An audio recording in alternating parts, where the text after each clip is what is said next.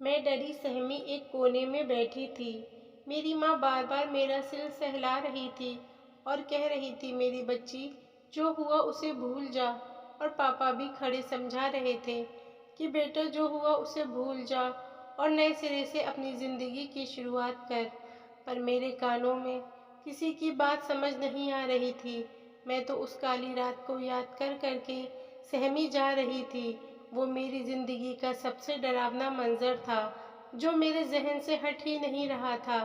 میں لاکھ کوشش کے باوجود بھی اس رات کو بھول نہیں پا رہی تھی۔ آج بھی مجھے یاد ہے وہ کالج کا پہلا دن۔ امی، میں بہت لیٹ ہو رہی ہوں، پلیز جلدی سے ناشتہ دے دیجیے۔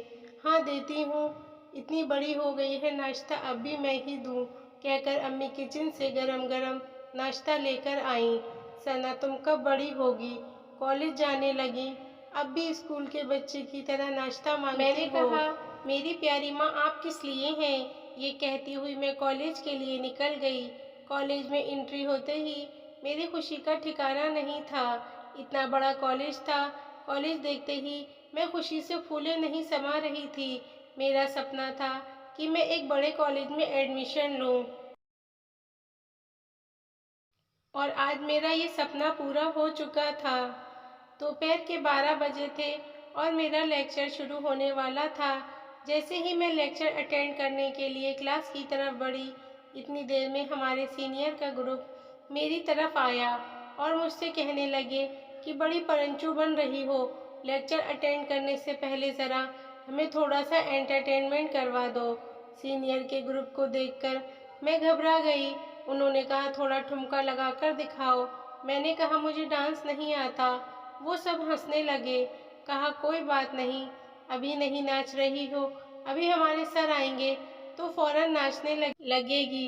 پھر سامنے سے وہ بڑے بالوں والا لڑکا جو دیکھنے میں بہت ہینڈسم تھا، سب نے اس سے کہا، سر جی، یہ میڈم اپنا ڈانس نہیں دکھا رہی ہیں۔ انہوں نے میری طرف دیکھا، کچھ دیر وہ مجھے دیکھتا رہا، پھر بولا، انہیں جانے دو۔ پورا گروپ یہ سن کر دنگ رہ گیا اور میں موقع پا کر کلاس روم کی طرف چلی گئی۔ لیکچر اٹینڈ کرنے کے بعد میں جیسے ہی کلاس روم سے باہر نکلی، وہ باہر ہی کھڑا تھا۔ اس نے مجھ سے کہا، میں آفتاب خان، آپ اس کالج میں نئی ہیں کیا؟ میں نے دھیرے سے کہا، ہاں، اور پھر میں وہاں دھیرے سے نکل گئی اور وہ مجھے دیکھ کر مسکرا رہا تھا۔ اس طرح میرا کالج کا پہلا دن گزرا اور میں تھکی ہاری آٹو پکڑ کر اپنے گھر آ گئی۔ میں نے آتے ہی امی کو سلام کیا اور پھر میں نے کہا کہ امی، جلدی سے کھانا دے دیجیے، بہت بھوک لگی ہے۔ پھر میں نے کھانا کھا کر اپنے کمرے میں سونے چلی گئی۔ سو کر اٹھ کر میں نے پھر اپنے نوٹس بنائے۔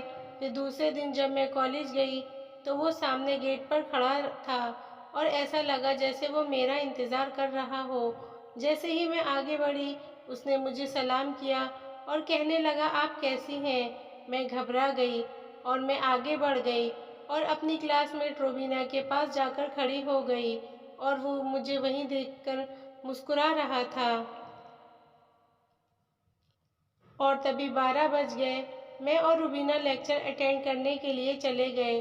لیکچر اٹینڈ کرنے کے بعد روبینہ بولی، چلو مصباح، کینٹین چلتے ہیں، بہت بھوک لگ رہی ہے۔ پھر ہم دونوں کینٹین کی طرف چلے گئے۔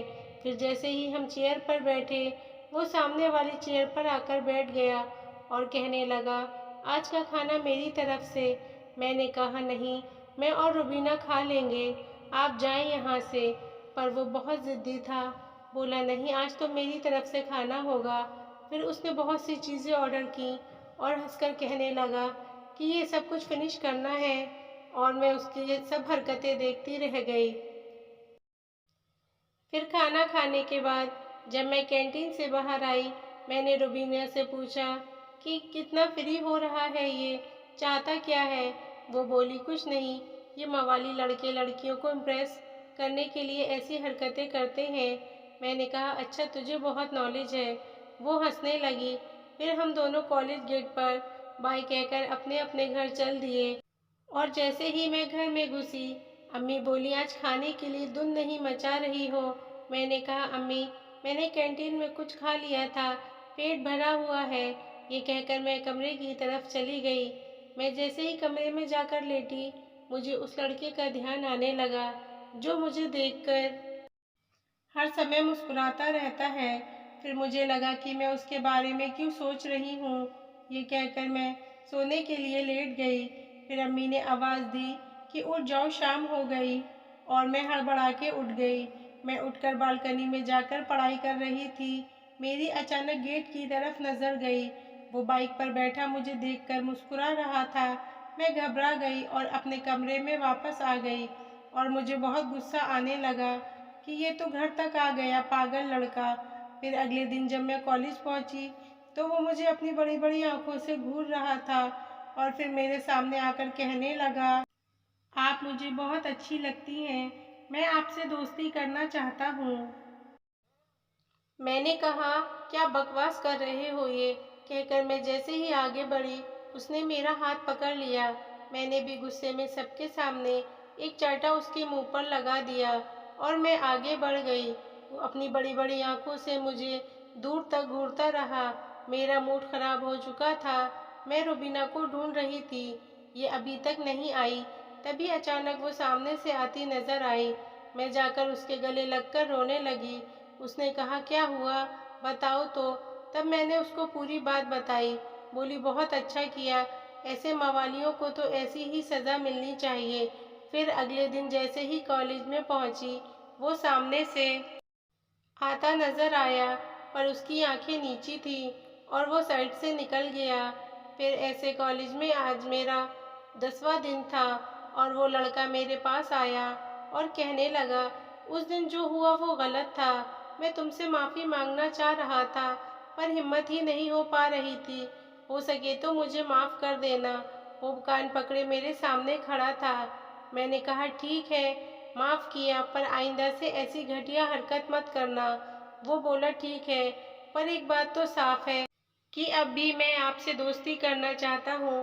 اگر ہاں ہے تو آپ مسکرا دیں، اور نہیں تو کوئی بات نہیں۔ اس کی یہ ہٹ درمی دیکھ کر میں مسکرانے لگی۔ وہ بولا، مجھے جواب مل گیا، تھینکس۔ پھر یوں ہی دن گزرتے گئے، اور ہماری دوستی کب پیار میں بدل گئی پتہ ہی نہیں چلا۔ پر روبینہ مجھ سے بار بار یہی کہتی تھی، تو غلط کر رہی ہے، یہ لڑکا پیار کے قابل نہیں ہے۔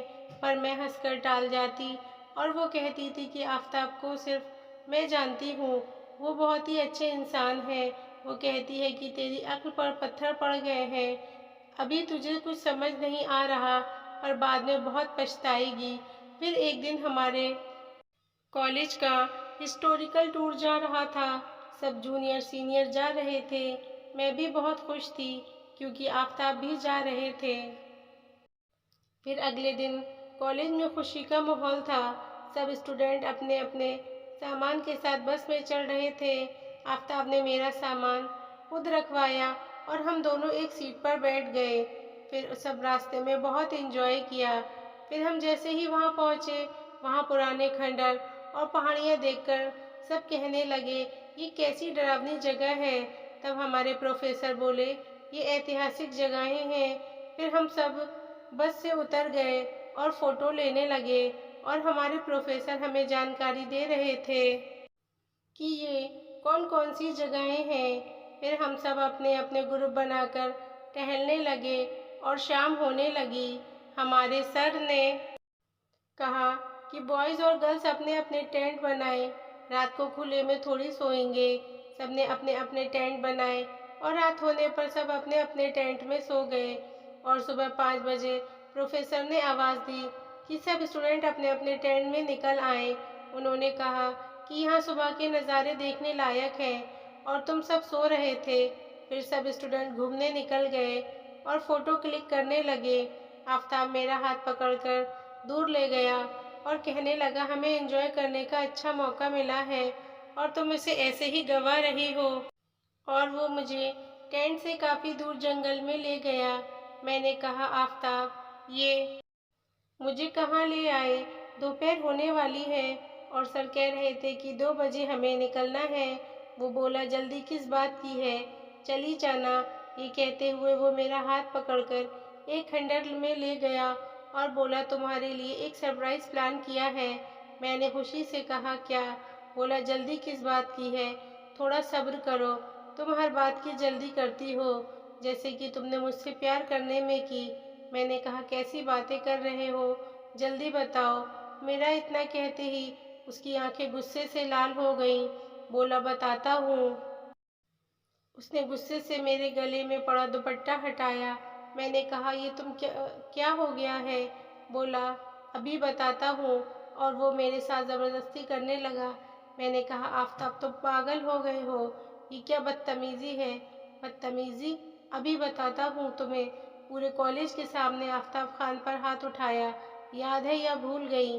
اسی بات کا بدلہ لینے کے لیے میں نے تجھ سے پیار کا جھوٹا ناٹک کیا، اور تو پاگل لڑکی اسے سچ سمجھ بیٹھی۔ تجھ سے زیادہ سمجھدار تیری دوست روبینہ ہے۔ یہ سب سن کر میرے پیروں کے نیچے سے زمین کھسک گئی۔ مجھے کچھ سمجھ نہیں آ رہا تھا، یہ سب سچ ہے یا سپنا؟ اور وہ زور زور سے میرے سامنے ہنس رہا تھا۔ رات ہونے کو تھی۔